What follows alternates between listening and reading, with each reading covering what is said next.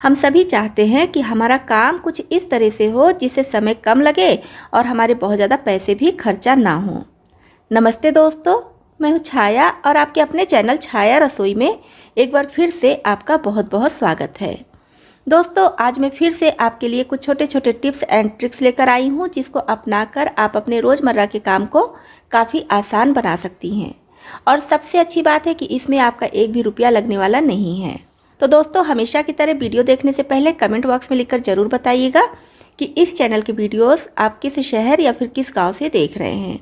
तो चलिए देख लेते हैं आज की सबसे पहली टिप। शैम्पू हो गया, बॉडी लोशन या फिर इस टाइप की जितनी भी चीज़ें हैं इस तरह के मोटे डिब्बे में आती हैं, मतलब कि ट्रांसपेरेंट नहीं होता है कि हम अंदर देख पाएँ वो चीज़ें कितनी बची हैं। तो अगर आपके साथ भी ये दिक्कत आती है, आप नहीं समझ पा रहे हैं कि कितना आपका शैम्पू, यहाँ पर एग्जांपल के लिए मैं ली हूँ कि आपका शैम्पू कितना बचा है, तो इसके लिए क्या कीजिए, इसके लिए फ़ोन का टॉर्च ऑन कर दीजिए और फ़ोन के टॉर्च पर बॉटल को इस तरह से रख दीजिए। तो देखिए आपको बिल्कुल पता चल जाएगा, क्लियर हो गया कि यहाँ तक ये शैम्पू बचा हुआ है। तो इस तरह से जहाँ तक आपका शैम्पू बचा रहेगा वहाँ का कलर अलग हो जाएगा, खाली डिब्बे का कलर अलग हो जाएगा। तो इस तरह से आप पता कर सकती हैं बॉटल में कितना शैम्पू, बॉडी लोशन या इस टाइप की जितनी भी चीज़ें होती हैं कितनी हैं। तो बहुत यूजफुल टिप है, मुझे तो ये टिप बहुत पसंद आई, आप भी इसको ज़रूर अपनाइएगा।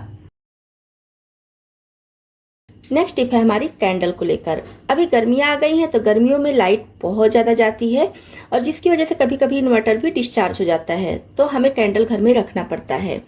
तो कैंडल हम जला कर रखते हैं तो बहुत जल्दी से ये पिघलने लगता है, मेल्ट होने लगता है। तो इसके लिए क्या करेंगे, जब भी आपको कैंडल जलाना हो तो इस पर थोड़ा सा इस तरह से सरसों का तेल लगा दीजिए। अच्छे से सरसों का तेल लगा दीजिए, थोड़ा सा यहाँ पर भी लगा दीजिए। तो जब आप थोड़ा सा सरसों का तेल लगाकर कैंडल जलाएंगी तो आप खुद फर्क देखेंगी। अगर आपकी कैंडल 15 मिनट जलती थी तो आधे घंटे ये जलेगी। जितनी देर आपकी कैंडल चलती थी उससे दुगना चलेगी। तो छोटी सी टिप है लेकिन यकीन मानिए बहुत यूजफुल है, बहुत ही बचत वाली टिप है। चाकू या ग्रेटर का या फिर कोई भी धार वाली चीज़ें हैं जैसे कि नेल कटर वगैरह भी हो गया, तो यूज करते करते वो काफ़ी रफ हो जाती हैं। इसको शार्प करने के लिए हमें चाहिए sand paper. Sand paper hardware के शॉप पर बहुत आसानी से मिल जाता है और काफ़ी सस्ता मिलता है।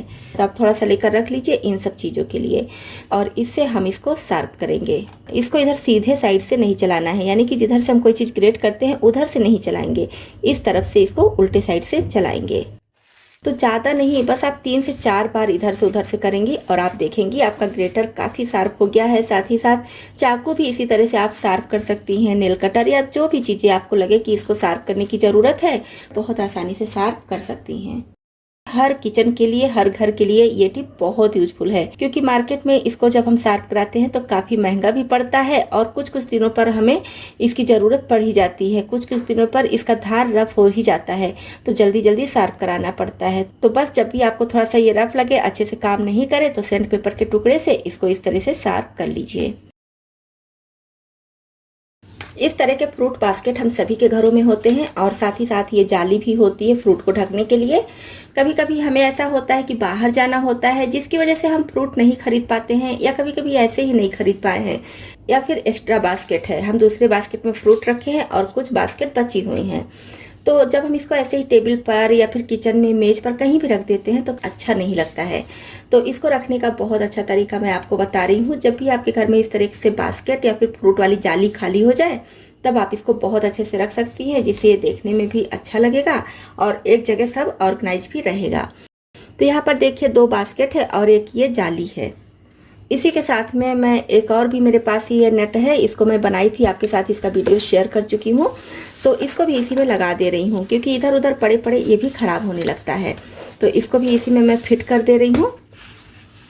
तो ये देखिए इस तरह से इसको भी मैं इसमें फिट कर दी हूँ। अब इसको रखना कैसे है। अब पेपर क्लिप हम सभी के घरों में होता ही है, कभी कभी होता है एक्स्ट्रा पेपर क्लिप होता है या कहीं से थोड़ा सा टूट फूट गया तो वो उसको भी आप इस पर लगा सकती हैं। तो इस तरह से पेपर क्लिप लगा दीजिए। अगर आपके पास 2-3 बास्केट और है तो वो भी इसमें लग जाएगा, क्योंकि इसमें ढेर सारे बास्केट लग सकते हैं। और उसके बाद इसको हम हैंग कर देंगे इस तरह से। तो इस तरह से हमारा बास्केट इधर उधर फैला भी नहीं रहेगा, घर भी मेसी नहीं रहेगा और ये देखने में भी अच्छा लगता है। तो है ना कमाल की टिप, इसको आप भी अपने किचन में ज़रूर अपनाइए। नेक्स्ट टिप है हमारी दवा के खाली रैपर को लेकर। दवा का खाली रैपर अक्सर हम फेंक देते हैं, लेकिन इसको फेंकने से पहले हम इसका बहुत अच्छा यूज कर सकते हैं। जैसे कि गैस चूल्हा हम सभी के घरों में होता ही है और गैस चूल्हे का यूज हम सभी रोज करते हैं, जिसकी वजह से बहुत जल्दी जल्दी ये गंदा हो जाता है। तो गैस चूल्हे का ये जो कॉर्नर होता है ये बहुत ज़्यादा गंदा हो जाता है, इसमें चीज़ें फंसी रह जाती हैं गंदगी के रूप में। तो इसको निकालना भी बहुत ज़रूरी होता है, नहीं तो मोटी परत जमा हो जाती है जो देखने में बिल्कुल भी अच्छी नहीं लगती है। तो इस खाली रैपर का यूज हम कर सकते हैं गंदगी को निकालने के लिए। तो आप इस तरह से जो हार्ड वाला होता है रैपर उसको लीजिएगा, सॉफ्ट वाला नहीं चाहिए यहाँ पर। तो जैसे कि ये खाली रैपर है तो इसका ये जो किनारी है इससे हम इसको गंदगी को इस तरह से करके निकालेंगे।